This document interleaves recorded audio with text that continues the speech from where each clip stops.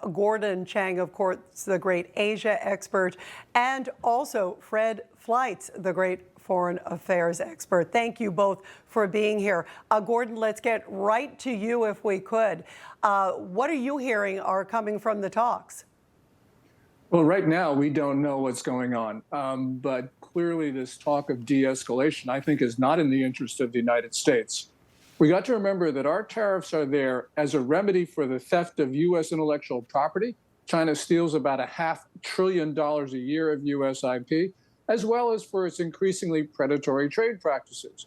So if we get rid of our tariffs, we won't have any remedy, and the Chinese are going to continue their predatory trade practices and their theft of our IP. So I hope that we hang tough until we see something really happen. Remember, the Chinese chief negotiator, Vice Premier He Lifeng, was the guy who negotiated the January 2020 Phase 1 trade deal, which China almost immediately dishonored. So this guy does not have a good track record with us, and China, certainly over the course of decades, has never honored a trade deal with us.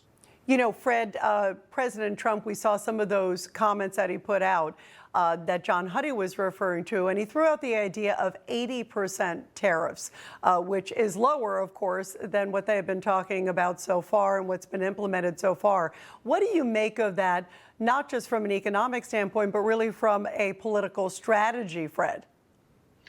Well, President Trump knows that when China was admitted into the free market about 25 years ago when it joined the World Trade Organization, there was an assumption this would lead to political and economic reforms. But as Gordon just mentioned, this didn't happen.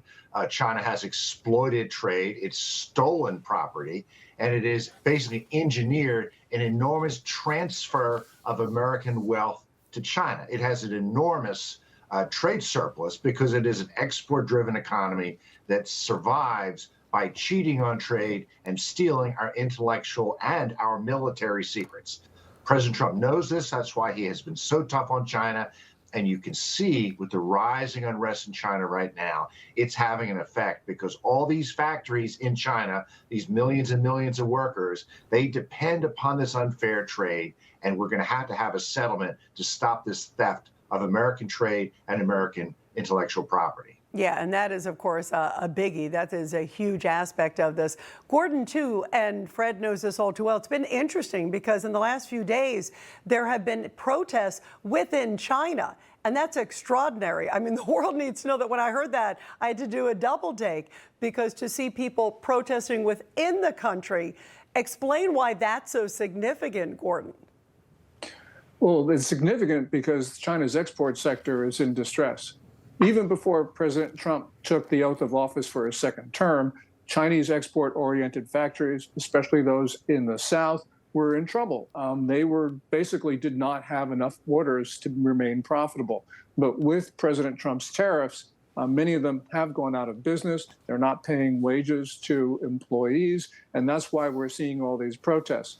What we should be looking at are protests against the banks, which have just started, according to some reports. And this is important because it means that smaller loans are going into default. Smaller financial institutions, therefore, have liquidity problems. They can't make all of the withdrawals that are demanded. And that will shake the Chinese financial system if they continue. The regime has the ability to stop the protests. And we'll see in the next week or two whether it actually is able to get people off the streets. Yeah, we'll see. And of course, they've had a history of clamping down on them big time, as both of you know all too well. Well, let's see what happened with these talks today. This is really fascinating to see what kind of progress can be made, not just for U.S. and China, but it means something for the world, obviously, too. Both of you, thank you so much. Gordon and Fred, really great to have both of you guys. Thank you. Thanks, guys. Information, truth is freedom, is Newsmax. It's real news for real people.